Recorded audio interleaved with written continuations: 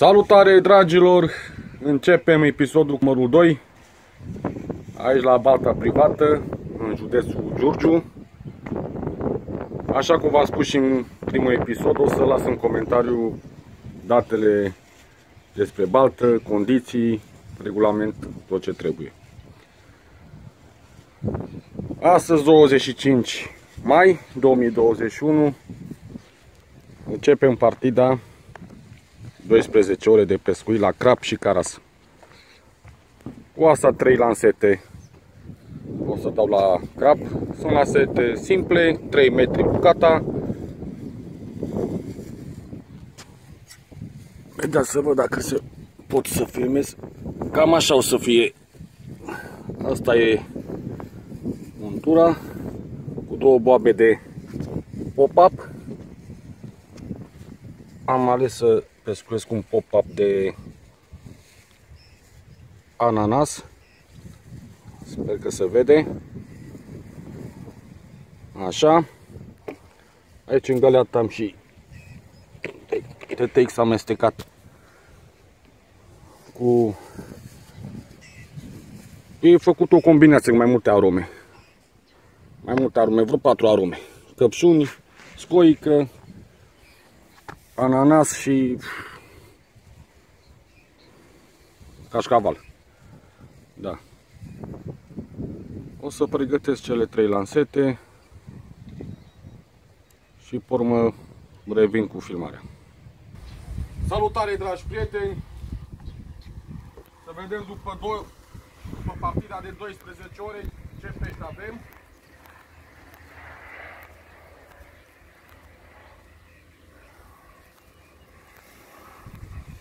Ia să vedem ce avem noi aici.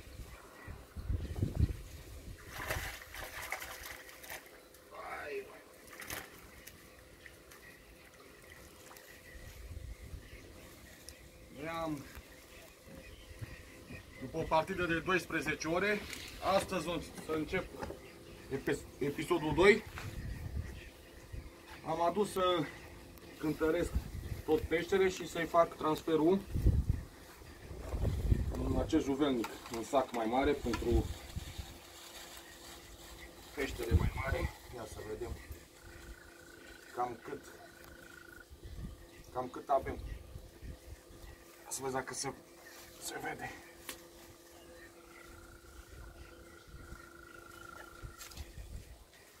Numai un pic kilograme. 6 kg 555. Cred că se vede. Bine, 6 kg jumate ciortan și caras amestecat. Acum o să sortez ciortanul de caras, după care revin cu filmarea. Am sortat carasul de ciortan. Am pus ciortanul în acest sac. Mai cântăresc o dată doar. Avem 5 bucăți de ciortan. Cam la aproape de 1 kg, să zic, bucata. Deci avea 6500, adică 6 kg jumate cu tot. Acum să vedem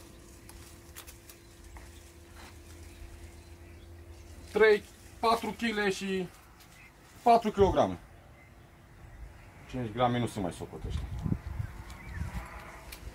Aproape la 1 kg ciortanelul, 5 bucăți, numai după 12 ore. Și ținând cont că a fost și vânt, a fost musoare, nu prea am pescuit. Mai mult aseară am pescuit. Ăsta este carasul, destul de frumos. Un caras frumos, după cum se vede. Așa că, dragi prieteni și abonați, imediat mă apuc să filmez al doilea episod. O să revin. Bun, am pregătit și cele 3 lansete. Așa cum v-am spus, este o montură simplă. Lansetele sunt simple, nu e nimic complicat. Așa arată. Câte 2 boabe de pop-up de ananas, cum am spus. O să le lansez în mână. Nu le trimit cu bărcuța, că nici nu are rost aici pe baltă. E foarte îngustă balta, undeva la 30 de metri, să zic, lățime. 30 un pic. Bun. Arunc lansetele și pregătesc și undița. Apropo, tot ce am prins și ați văzut din episodul trecut, e prins 99% numai la undiță. Și crap, și nu crapul, ciortanul și carasul. Un singur caras am prins la aceasta, parcă da, la lanseta asta, care e cel mai mare. În rest tot a fost numai la undiță. Așteptăm azi un crap. Revin. Bun, am terminat și de lansat cele 3 lansete. Prima de stânga și cea din mijloc l-am aruncat undeva în stânga, iar asta din dreapta am aruncat-o aici, exact aici, cu 1 metru de malul celălalt. Sperăm să vină și un crap mai mare. Bun, mă duc să pregătesc undița și să începem treaba. Într-adevăr este cam vânt, e cam vânticel, sper să se oprească.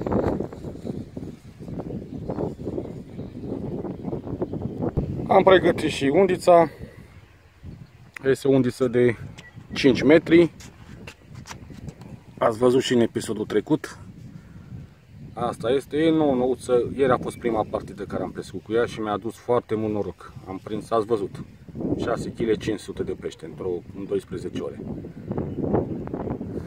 Și la ce am pescuit ieri, repet, numai la așa ceva.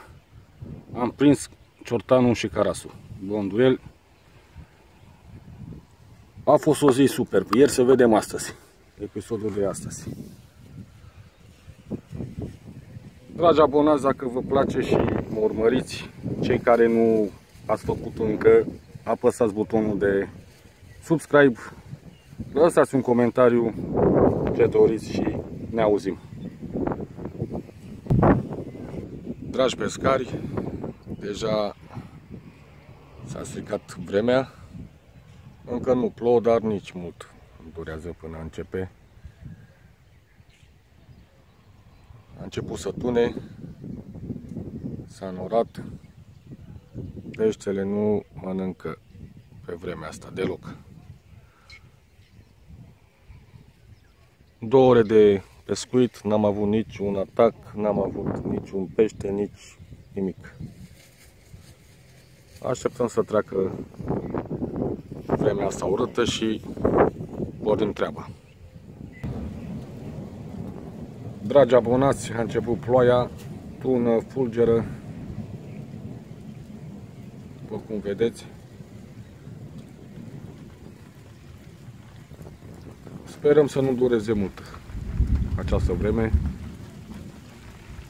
Sperăm să fie trecătoare, să ne apucăm de treabă. Mai aproape. Dragi pescari, acum ne-a tras undița după suport. N-am avut timp să primez de la început, să vedeți. Cred că e un crap.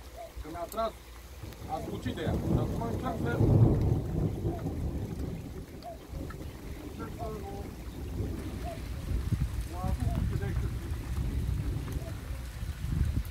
A început și ploaia. Ia să vedem. Stăteam liniștit la terasă, mă uitam la ploaie. Dintr-o dată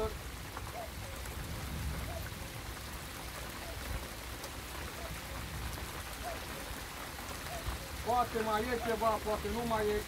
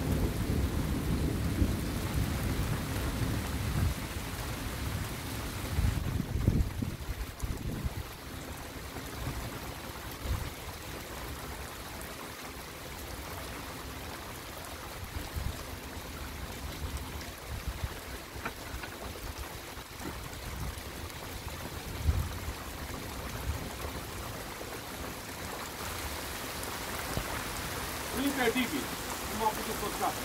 Incredibil cum a tras. Revenim după foaie.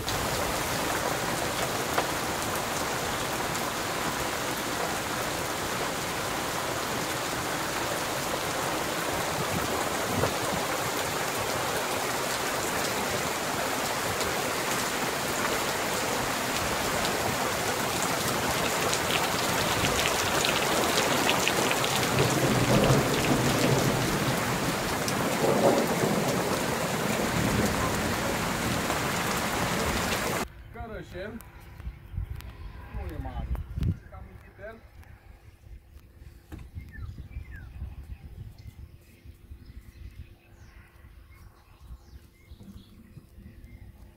Semititel. Spune că avem activitate. Ăsta timp o să îl eliberez.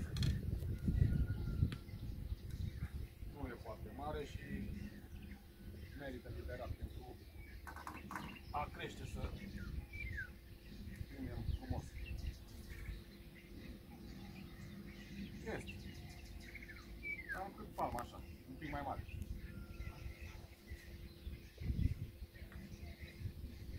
Sperăm ca să crească.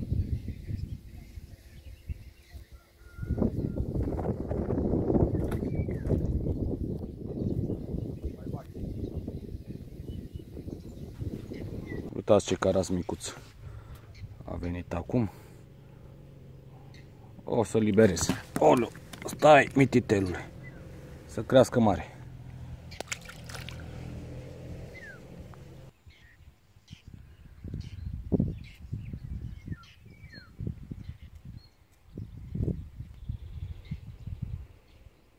Dragi abonați, haideți să vă arăt și momelele care am pescuit ieri și astăzi la crap, dar niciun rezultat.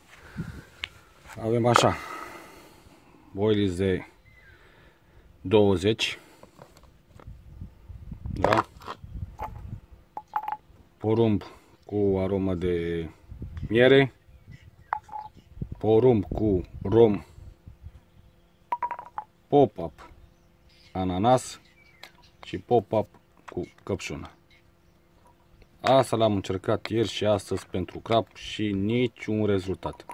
În schimb, am prins 5 ciortănei și caras. Caras și ciortănei la bonduel și la pătrățică. Mai avem timp, până mâine dimineață mai avem timp. Este un caras frumos.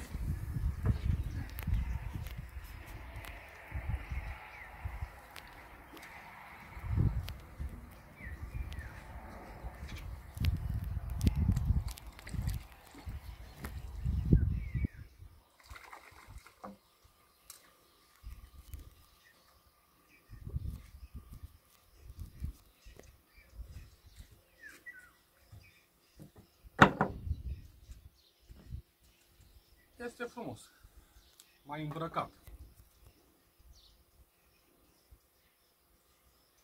Vedeți, tot la bonduel, babă de porumb.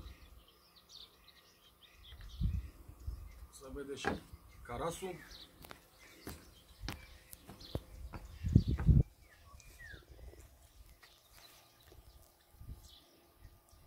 E frumos. Frumușel. Aici de la să bate pește.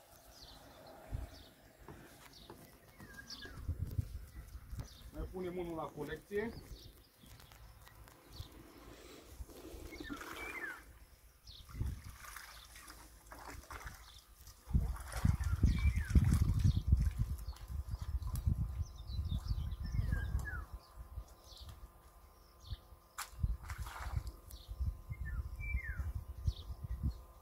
Mulțumim!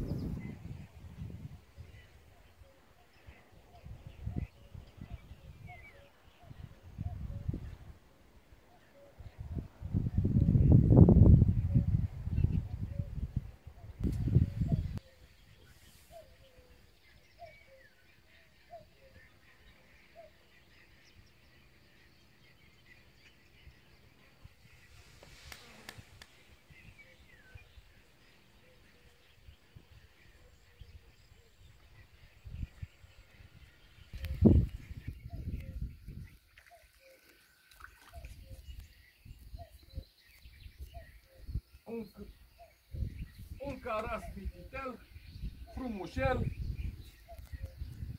un caras de primăvară, să spunem, nici prea mic, nici prea mare.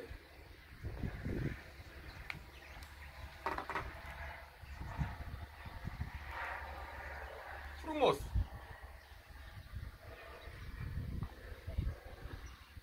Este ora 20. De-abia s-a potolit vântul. Sperăm că de acum încolo să înceapă peștele să mănânce. Revenim. Ăsta cred că este un caras mare sau eventual poate să fie un ciortan. Mamă! O ciortan ori un caras mai mare.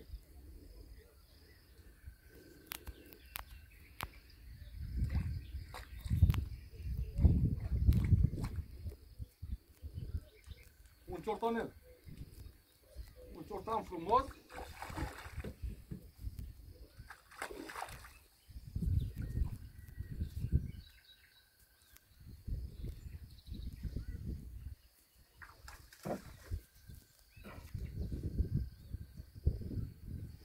Primul ciortan pe ziua de astăzi. V-am spus.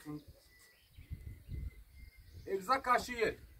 Ciortanul începe să mănânce după ora 20-21. Acum este ora 9, adică ora 21. Primul ciortan. Un ciortan frumos. Cam la 1 kg. Nu are mai mult de 1 kg. Posibil arăt imediat să scot din cârlig. E cam greu. A ghițit și cârligul.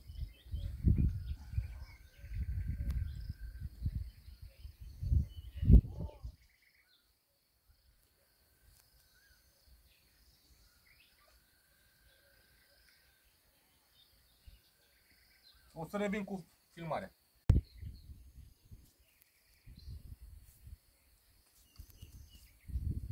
Ăsta este ciortanelul care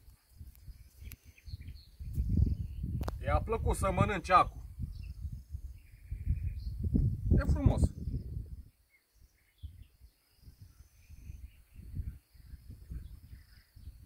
Îl băgăm lângă ceilalți și mâine dimineață cântarul, cântărim tot ce avem. Dimineața, dragilor, este cam înorat astăzi, deja picură.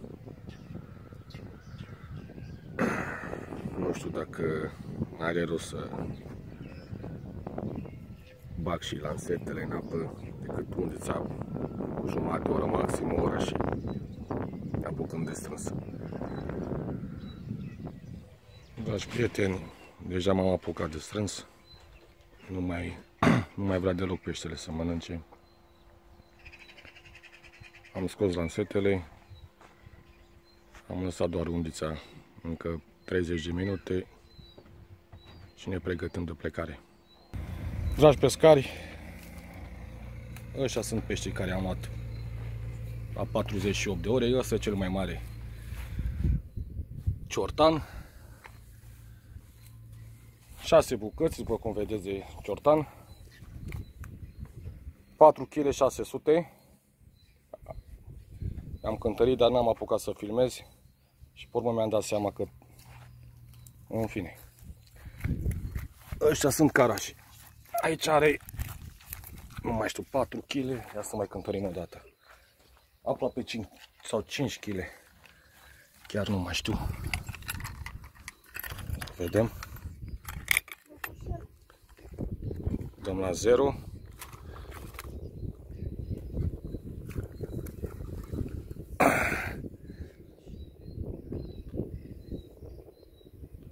Patru kg 900, 4,900, aproape 5 kg.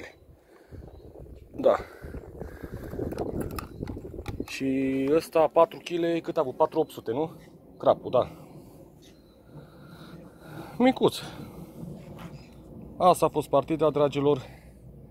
S-a auzit numai de bine. Nu uitați să vă abonați.